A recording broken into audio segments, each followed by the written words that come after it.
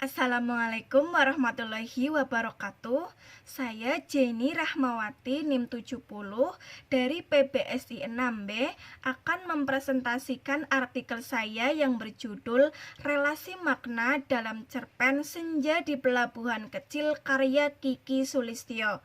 Untuk bagian abstrak, penelitian ini dilakukan untuk mengetahui relasi makna yang terdapat dalam cerpen Senja di Pelabuhan Kecil karya Kiki Sulistyo. Oleh karena itu, penelitian ini fokus terhadap kajian semantik khususnya relasi makna. Penelitian ini menggunakan metode simak untuk penyediaan data. Untuk penganalisisan data menggunakan metode agih dan penyajian hasil data menggunakan metode informal. Jenis penelitian ini yaitu penelitian kualitatif. Objek yang diteliti yaitu relasi makna dengan data berupa kalimat, dialog, dan narasi. Sumber data penelitian ini yaitu cerpen berjudul Senja di Pelabuhan Kecil karya Kiki Sulistyo. Teknik pengumpulan datanya menggunakan teknik simak dan catat. Teknik analisis dari penelitian ini yaitu analisis deskriptif. Dalam cerpen Senja di Pelabuhan Kecil karya Kiki Sulistyo terdapat sinonimi, antonimi, homonimi, hiponimi dan hipernimi, polisemi dan juga redundansi. Oleh karena itu, kata kunci dari penelitian ini yaitu semantik, relasi makna, dan juga cerpen. Untuk bagian pendahuluan, makalah ini berupaya memaparkan analisis relasi makna dalam cerpen Senja di Pelabuhan Kecil karya Kiki Sulistyo dengan menggunakan teori relasi makna Abdul Khair. Relasi makna dapat berwujud bermacam-macam. Dalam setiap bahasa, termasuk bahasa Indonesia, seringkali kita temui adanya hubungan kemaknaan atau relasi semantik antara sebuah kata atau satuan bahasa lainnya dengan kata atau satuan bahasa lainnya lagi. Hubungan atau relasi kemaknaan ini mungkin menyangkut hal kesamaan makna atau sinonimi, kebalikan makna atau antonimi, kegandaan makna atau polisemi dan ambiguitas, ketercakupan makna atau hiponimi, kelainan makna atau homonimi, kelebihan makna atau redundansi, dan sebagainya. Cerpen yang berjudul Senja di Pelabuhan Kecil karya Kiki Sulistyo memiliki relasi makna yang menarik untuk dikaji. Kemudian untuk bagian analisa dan pembahasan, relasi makna yang terdapat dalam cerpen Senja di Pelabuhan Kecil karya Kiki Sulistyo, yang pertama ada sinonimi. Sinonim antara kata dengan kata. 1. Suka bersinonim dengan senang. Dalam kutipan, selain suka berjalan-jalan dan mengamati para pemilik toko, dia senang mengamat-amati para pemilik toko. 2. Menatap bersinonim dengan melihat dan mengamati. Dalam kutipan, menatap Lin Muru dengan pandangan yang lebih mengutuk. Lin Muru yang melihat burung itu melayang-layang. Selain suka berjalan-jalan dan mengamati para pemilik toko. 3. Menuju bersinonim dengan mengarah. Dalam kutipan, cabang yang menuju timur terbelah dua.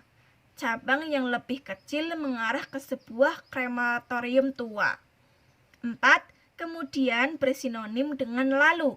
Dalam kutipan, si pemilik toko kemudian menunjukkan bahwa Sinoni merasa tersinggung lalu mengumpat-umpat. 5. Akan bersinonim dengan hendak. Dalam kutipan, mereka akan terheran-heran. Seorang noni yang hendak membeli sapu tangan. 6. Sebab bersinonim dengan karena.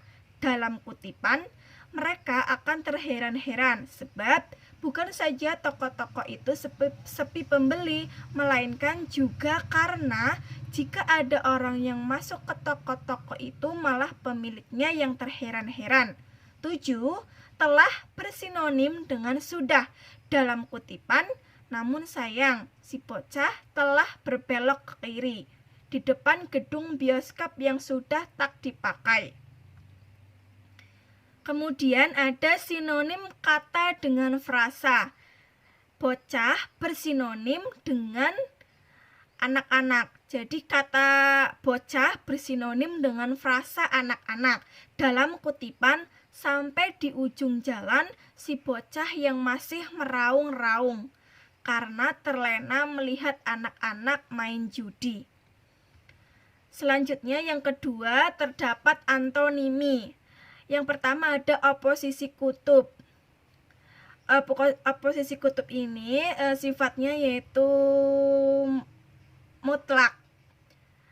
Kecil lawan kata besar. Dalam kutipan, di pusat kotak kecil tempat Lin Muru tinggal, satu yang lebih besar mengarah ke kantor polisi. Jadi oposisi kutub ini sifatnya tidak mutlak. Yang kecil belum tentu besar, yang besar belum tentu kecil. Kemudian ada sepi lawan kata ramai. Dalam kutipan, situasi pertokoan yang sepi berbanding terbalik dengan jalan di depannya. Jalan ini yang paling ramai. Kemudian ada oposisi hubungan. Kehadirannya itu ada karena kehadiran kata lain. 1. Menjual lawan kata membeli. Dalam kutipan, deretan pertokoan yang menjual barang-barang apkir. Seorang noni yang hendak membeli sapu tangan. 2. Kiri lawan kata kanan. Kutipan, di ujung jalan kecil dia berbelok ke kiri. Si bocah berbelok ke kanan. 3. Sudah lawan kata belum. Dalam kutipan, di depan gedung bioskop yang sudah tak dipakai. Urusan Lin Muru dengan bocah itu belum selesai. 4. Bertanya lawan kata menjawab. Dalam kutipan, iya, boleh saya bertanya? Tapi tidak menjawab pertanyaannya. Kemudian yang ketiga ada homonimi. Homonimi yaitu persamaan bunyi tetapi berbeda makna. Yang terdapat dalam cerpen Senja di Pelabuhan Kecil karya Kiki Sulistyo yaitu homonimi antar morfem terikat. Morfemnya dengan morfemnya. Dalam kutipan, situasi pertokoan yang sepi berbanding terbalik dengan jalan di depannya. Melihat burungnya melayang-layang bebas. Nya pada kalimat pertama itu menunjukkan jalan tertentu, tetapi untuknya dalam kalimat kedua itu menyatakan kepemilikan. Kemudian yang keempat itu ada hiponimi dan hipernimi.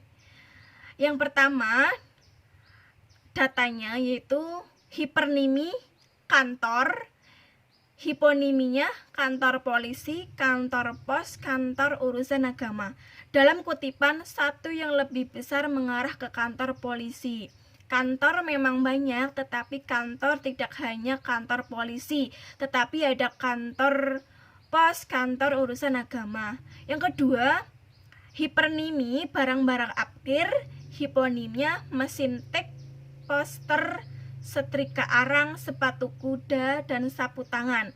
Dalam kutipan, kedua jalan itu dipisahkan oleh deretan pertokoan yang menjual barang-barang apkir, misalnya mesin tik, poster, setrika arang, sepatu kuda, atau sapu tangan. Jadi barang-barang apkir ini banyak, tidak hanya mesin tik saja, tetapi ada poster, setrika arang, sepatu kuda, atau sapu tangan.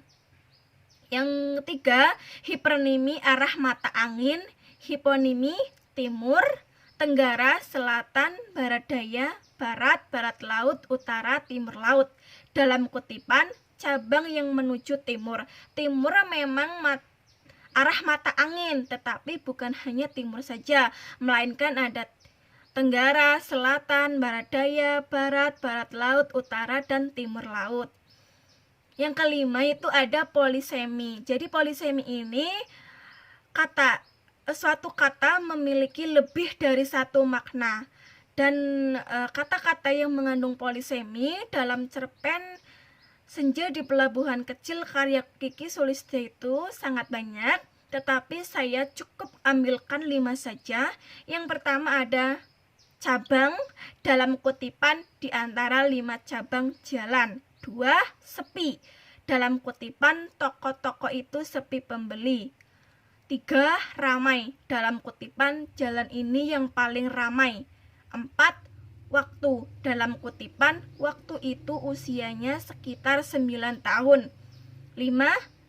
Suci dalam kutipan pantai adalah tempat yang paling suci untuk menangis.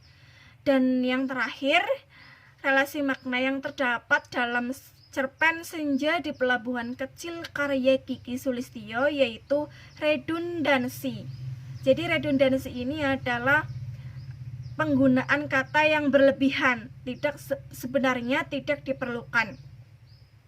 Yang pertama yaitu pusat dalam kutipan.